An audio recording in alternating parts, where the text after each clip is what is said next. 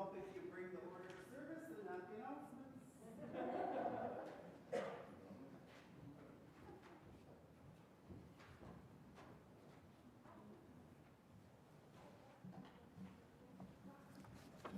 Good morning. I'm Gregory Mason, and welcome to Olympia Brown. Before we start our service this morning, I'd like to share just a few announcements with you. The script order deadline is today, and the deadlines for December are December 4 and December 18th, so that you have another opportunity right away next week. See the emails for the details. On Wednesday, November 30th, from 7 to 8:30 p.m., Aging, the better than the alternative. In this life, there's no escaping aging or declining health. It is part of the mortal dance. In our youth-oriented society, one must be intentional to feel good about aging or about health challenges. We'll use this session of the Date with Death Club series to explore what it means to come face-to-face with the two realities of aging and getting sick, lessening fear by facing it. It will be on Zoom on Wednesday. See the email for the link. And for those watching on YouTube, welcome. Please join us on Zoom for coffee hour immediately after the service ends. The link is in today's email. And now our service will begin.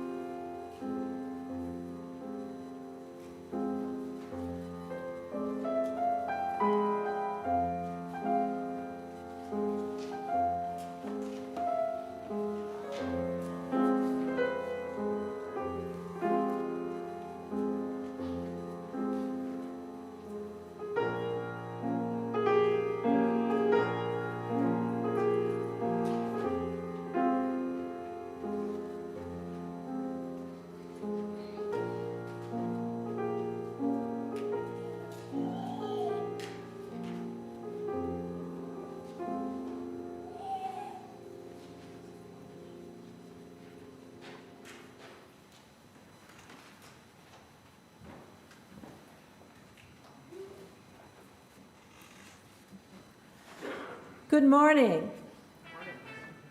Oh, all right. And welcome.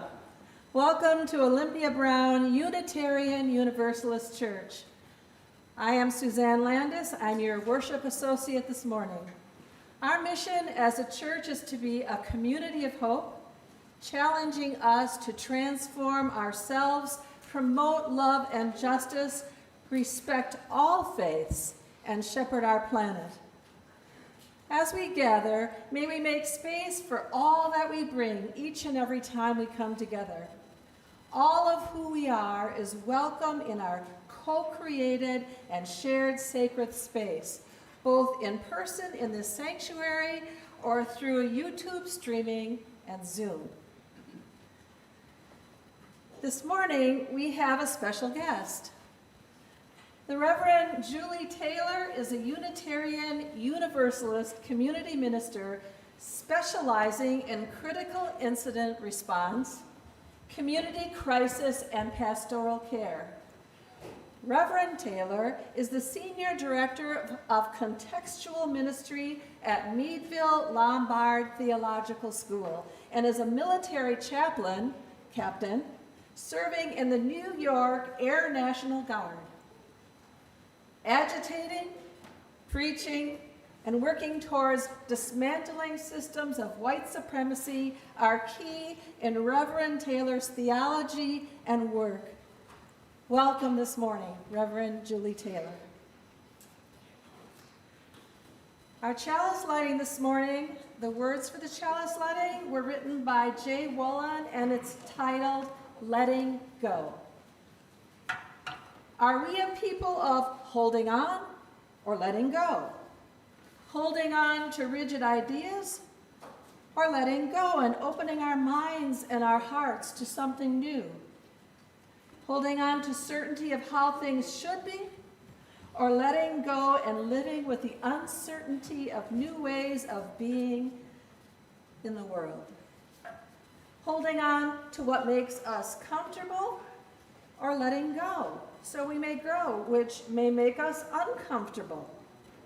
Holding on to what makes us safe, or letting go to make room for helping others to feel safe? With this flame, this symbol of our religion, let it be a symbol of burning up the ties that hold us back from being our true self and reaching our true potential. Let it be a symbol of lighting a new way for us into a better tomorrow. And let it be a symbol of letting go, because holding on too long and too tightly is never good for the soul. Our first hymn is number 51 in the gray hymnal, Lady of Our Season's Laughter. I invite you to rise in body or spirit. Spirit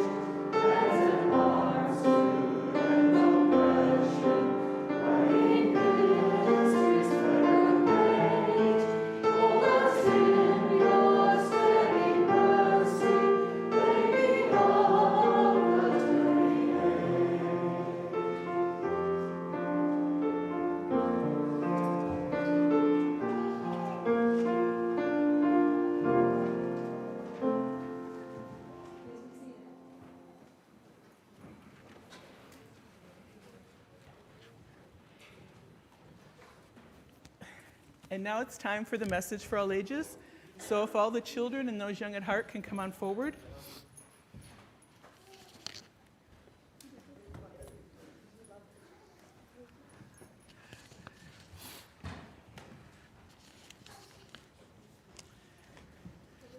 So look, we put some more room out for you all. We took a pew out right there. Did you notice that? Yeah, I did. Because with this being here, there wasn't enough room for all the kids to sit, so we decided we'd take a pew out. So now you can all see. Yeah. So the story I'm going to read to you this morning is called "The End is Just the Beginning" by Mike Bender and Diana Mail. The end. That's right. You read it correctly. You've reached the end and the beginning. But wait, how can a book possibly start with the end? That's ridiculous. Well, prepare to have your mind blown, because the end isn't really the end, it's just the beginning of something else. Like this beautiful sunset. Sure seems like the end of the day, right? Not so fast. You see, when the sun goes down, it's actually just the beginning of night. When all the snow melts at the end of winter, that just means it's the beginning of spring, exactly. If you try to go to the end of the earth, you'll actually just keep going back to the beginning, because the earth is a big circle. Circle, right. Can't go off the edge. It's not flat. That's right. If you blast off in a rocket ship, you'll reach the end of the sky, otherwise known as the beginning of space, outer space, exactly. When you count, the end of one number is just the beginning of the next number, and so on, and so on, and so on, all the way to infinity, which, by the way, never ends. Even a sign that literally says dead end isn't an end at all. It's only just the beginning of whatever lies beyond it. So, when you really think about it, the end is entirely endless. Could you ever get to the end of the oceans? No, you go from one to the next, but you just keep going around like the earth, right? Yeah. The end of a disagreement with someone is just the beginning of making up. The end of a mistake is just the beginning of learning something new. The end of being sick, and a lot of you know about this lately, the end of being sick is the beginning of feeling better. The end of dinner is the beginning of dessert.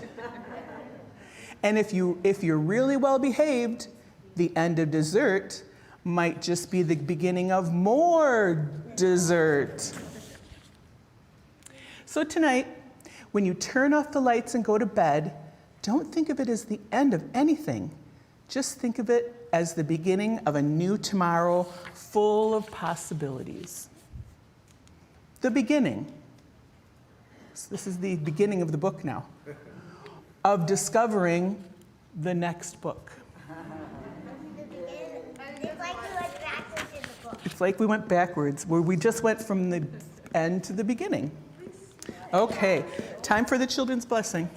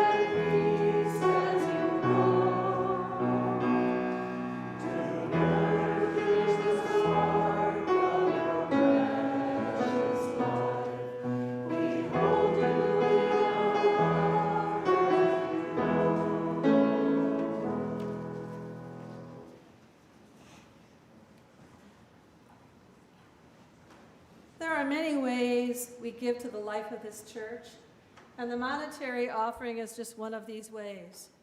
Each month, we partner with a local organization and share the money gathered. If you are in the sanctuary, you may add your collection to the red box that's back on the welcome table. Please see our website, OBUUC.org, for ways to donate online. Our partner for November is the Riverbend Nature Center.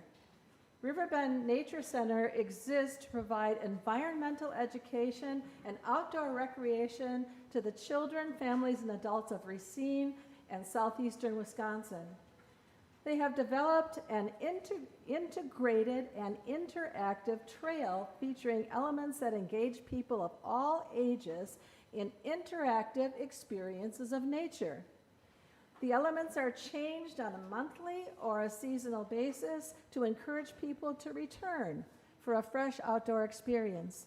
The trail is free of charge and open to the public. The money donated to this month's partner will be used to provide new elements for Riverbend's integrated interactive trail. Thank you for your continued generosity.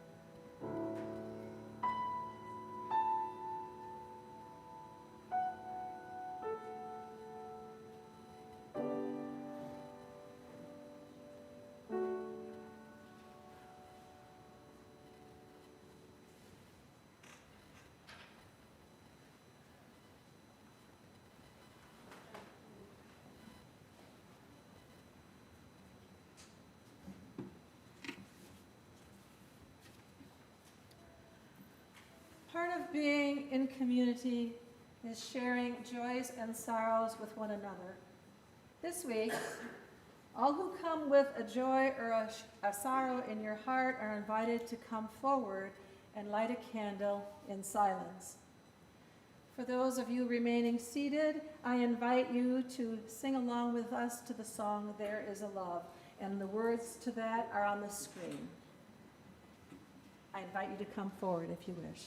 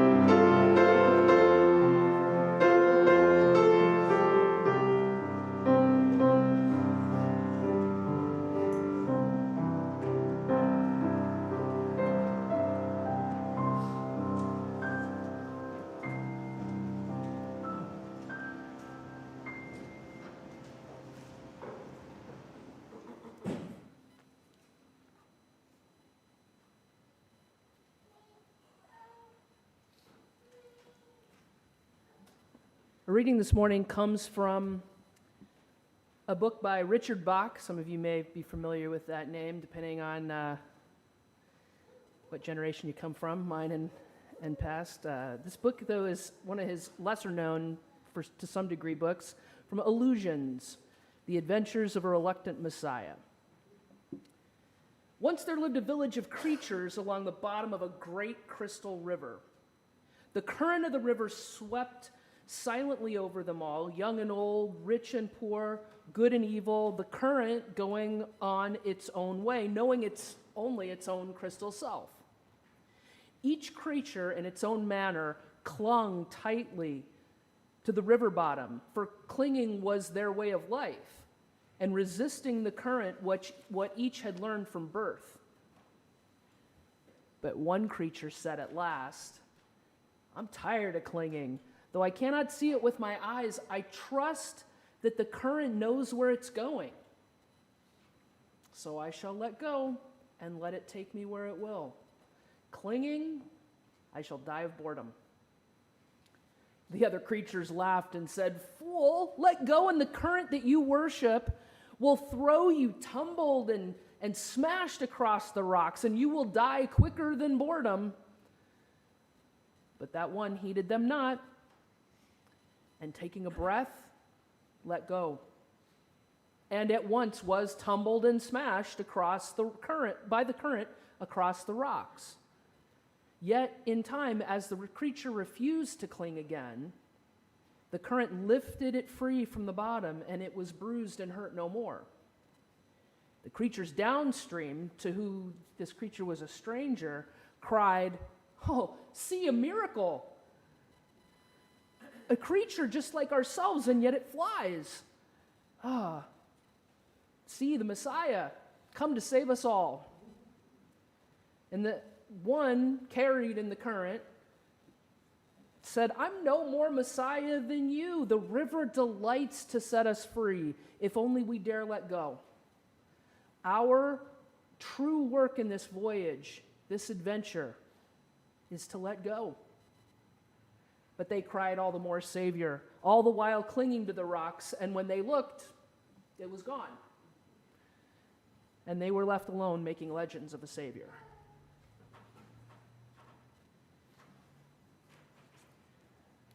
Well, good morning, everybody.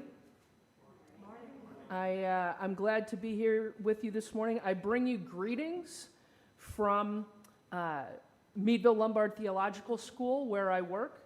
And I know that some of you are familiar with, over the years, having some of our interns with you. And so I'm glad to bring greetings from Meadville and from the south side of Chicago, where I live and where I drove up from this morning. So I'm really glad to be with you here this morning, having this opportunity to preach from this historic pulpit. As a Universalist, more leaning Universalist, Unitarian Universalist minister, the first place that I became connected with Unitarian Universalism was at the Fourth Universalist Society in New York City. So this congregation, this building, this place, and the historic roots here run deep, and I'm so privileged and honored to be here with you. So this story that I just read is a parable, and it's the opening chapter of the book Illusions, The Adventures of a Reluctant Messiah by Richard Bach. I was 17 years old and had traveled, when I first heard this story, I traveled by Amtrak from Salem, Oregon, where I was living, where I had mostly grown up, was in high school there, jumped on the Amtrak and headed to San Francisco to audition for acting schools to go to college. Some of my friends and my dad had lived there, and they decided to let me sleep on their couch for the week of all the auditions that I had to go through for a week of auditioning to try to get into some schools. They were hardcore Grateful Dead fans, and this is back in the mid-'80s, and they turned me on to Richard Bach and Illusions. I wasn't expecting it, but this book opened me up to the beginning of my spiritual path as an adult and has continued to companion me on that path. And some of you may be familiar with that book or other books of Richard Bach, Jonathan Livingston Seagull being probably the most famous of the ones. Again, if some of us may reach back into earlier memories around that. And I get that a lot of folks may find his writing corny or simplistic. Okay. And, not even but, and this book started me on my UU journey. I didn't know it at the time, but it would contribute to that in that this was the first time I found the holy in a book other than the Bible. Illusions has become a sacred book for me. So hanging on and letting go. And again, also speaking of trite, these phrases can be kind of trite, so simplistic and overused that they're really easy to dismiss. Had an argument with your boss? Oh, just let it go. Don't let it bother you. Pandemic getting you down? Overwhelming politics? At the end of your rope, just tie a knot and hang on like the kitten in the poster. Right? Easy comments to just toss around. Hang on, let go. And often these also sound like and at the same time, they are sound spiritual practices to consider. But hearing it or even knowing it doesn't always help me figure out how to do it and live it. I have habits that aren't necessarily so good for me. First, I hate to exercise.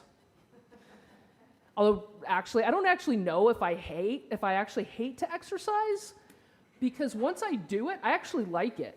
And once it's over, I'm really happy that I did it. But I hate having to carve out the time and getting started working out. Right? It's getting started, which is likely connected to another bad habit I have, which is procrastination. Right? So I procrastinate. In school, I was always writing papers late into the night, the last night things were due, often getting up at 2 or 3 o'clock the morning that it's due and working that last bit before it's due, hitting a deadline just there, asking for extensions at times. At home, I often put off doing the dishes or weeding the garden. Sadly, these two habits of hating exercise or hating starting exercise and procrastination play off each other, so that I put off starting until it's too late at night or when the kids are back home from school or it's time to make dinner, so I'll just make sure that I do it later, or really I don't have time now, so I'll just start tomorrow and another day and another day, and eventually I'll start. Tomorrow. Come on. If I just do it, it's not complicated. This is not rocket science. It's get out of bed and get started. Let go of the procrastination. Exercise is something that I need to do to stay healthy, to manage stress, to keep up with my kids, not to mention it's a requirement as a military chaplain.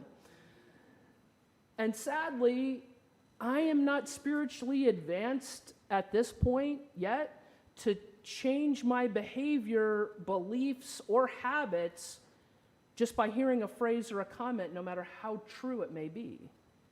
I seem to be more. I seem to need more.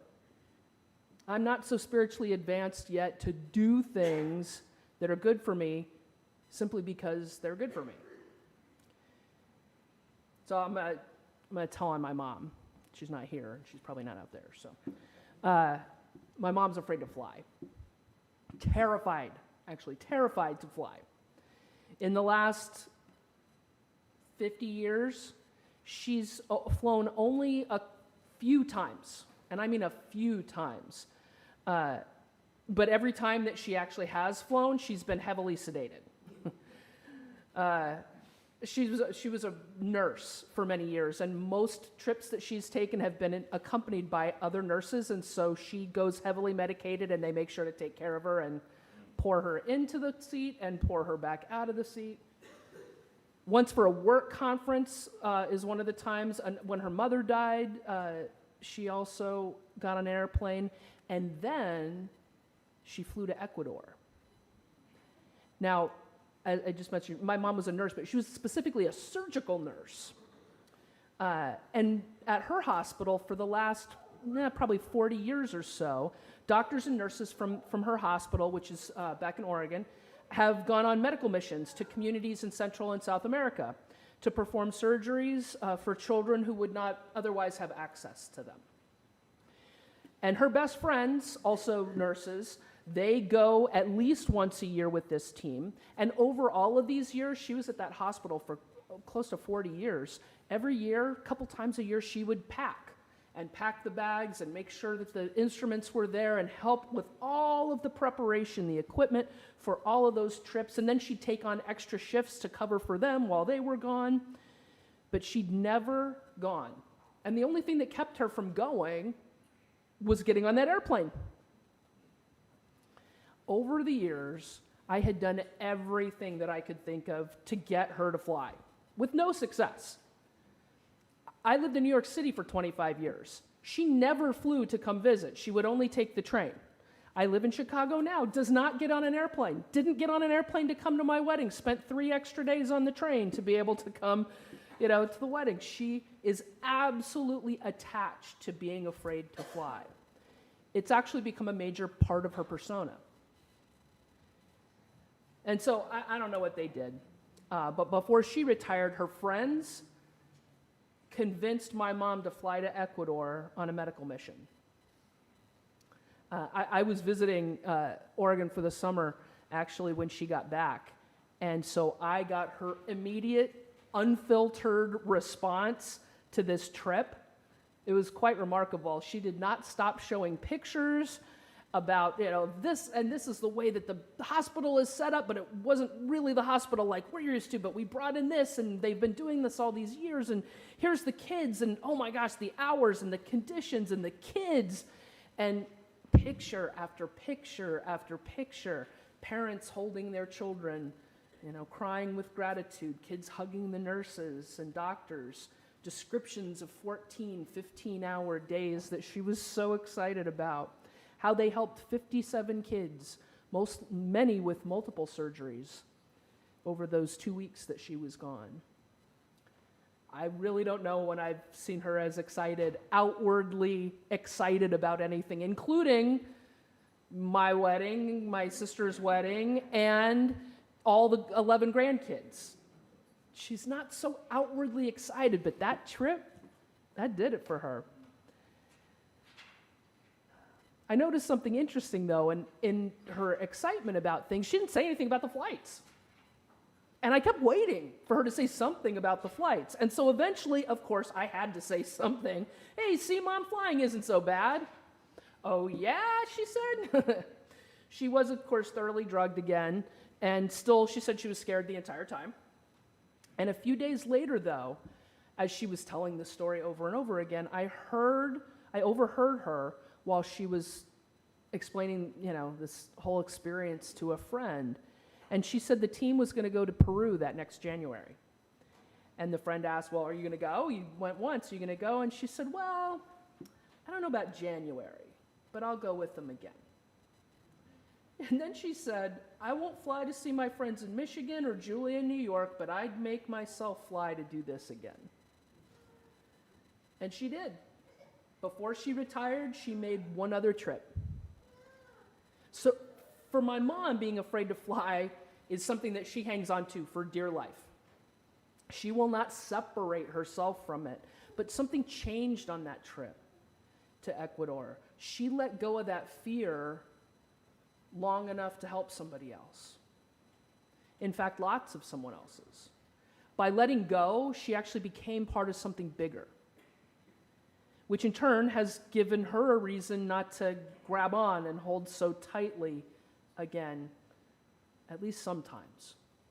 She's not exactly like that creature in the story that is lets go and flies through the current and after being tumbled does feel free. She's actually a creature who will fly to South America feeling drugged. She's gonna cling again.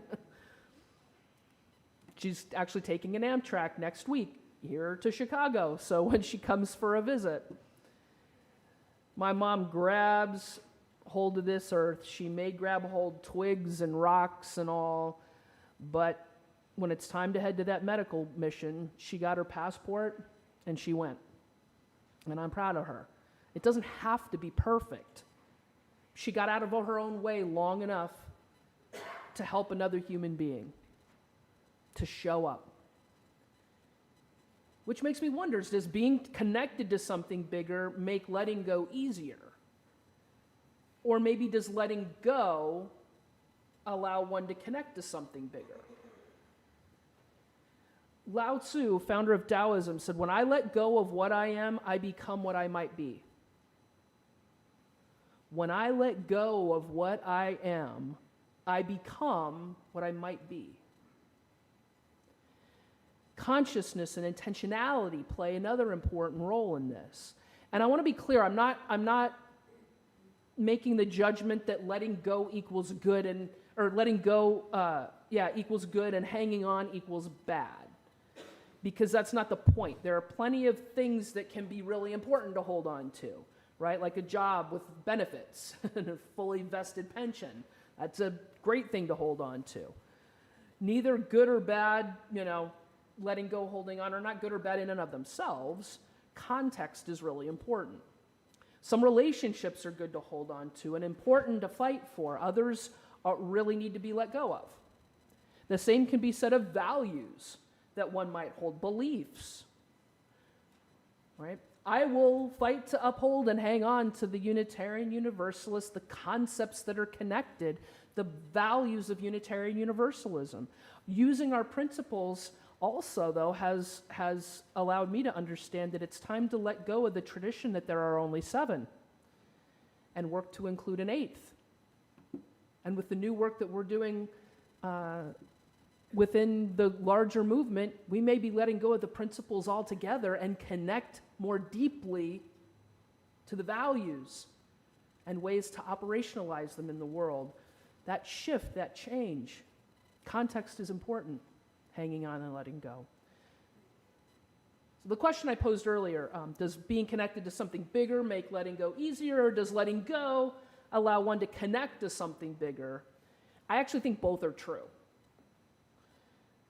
For me, being connected to something bigger than myself, like my family or religious community, does make it easier for me to let go of my need, let's say, to be in charge all the time, or an expectation that my way is always the best way. If I let go of my tendency towards shyness, which I actually have, and self-consciousness, I'm actually better able to connect to other people and be in community and do the work that justice requires.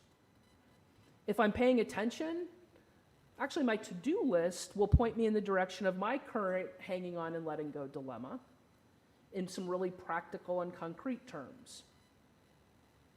It's the end of November. Can you believe this? The end of November already. What's on your to-do list? Mine is huge, and the new year is around the corner. I could be through half of my list and probably closer to finishing a 5K running if it weren't for procrastination.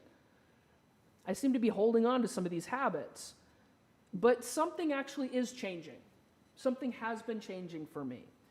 My to-do list has a lot of tasks on it, and if I take action on, actually bring me closer to in alignment to my values and goals. Hanging on to what I believe to be important, making a commitment to pay attention, actually makes it a little easier for me to get focused and get some work done.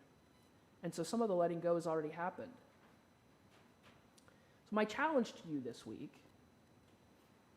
whether you're here, whether you're out there, my challenge to you this week as we enter the beginning of all kinds of the season that can let us forget some things and remember others and be overwhelmed with everything that there is to do, with holidays and a year calendar changing over. Consider what is important to you. Consider what is important. Take a look at your to-do list.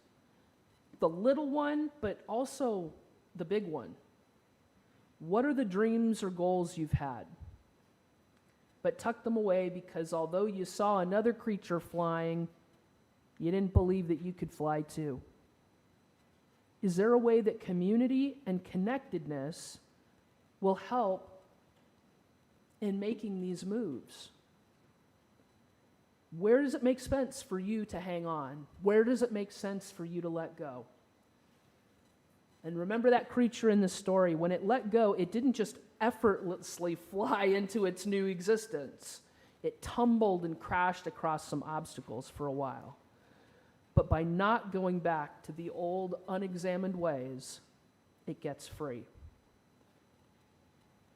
So get ready to be there for each other, to be there for folks you may not know. Be ready to be cared for as you go on this journey of letting go, hanging on. It's an adventure. Amen.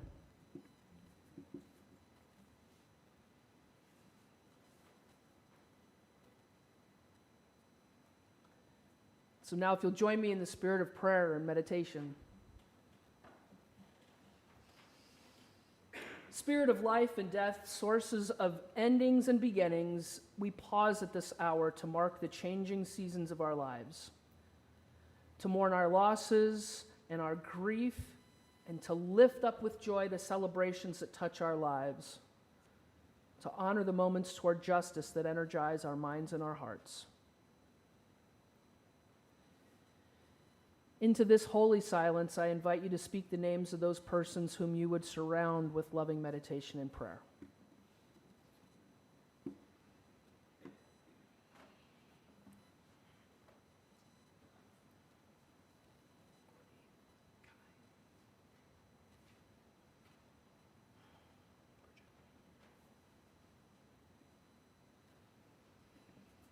We focus our thoughts and prayers on those who lead our nation, particularly for their health and safety. We ask for them what we ask for ourselves, the wisdom to do justice and to love mercy and to walk humbly. Gracious Spirit, point each of us toward our small part in the great work that awaits us. Keep us awake and aware of the smaller yet no less important miracles of our lives and the lives of those we love. And finally, we hold in the light all those who stand in harm's way around the world, as well as all of those who, without thought of themselves, seek to intervene, to help, and to care. We ask for courage to face and accept life's losses and its changes, and we offer gratitude for all the many gifts of this life, both large and small. In the name of all that is holy, blessed be and amen.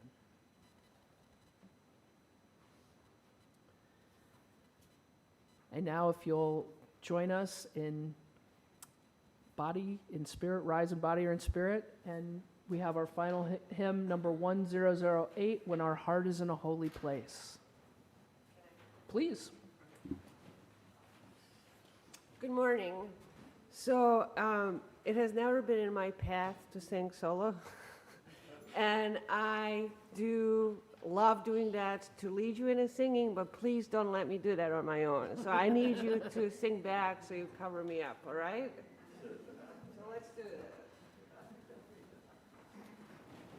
And if you got me on microphone singing, God help all you out there.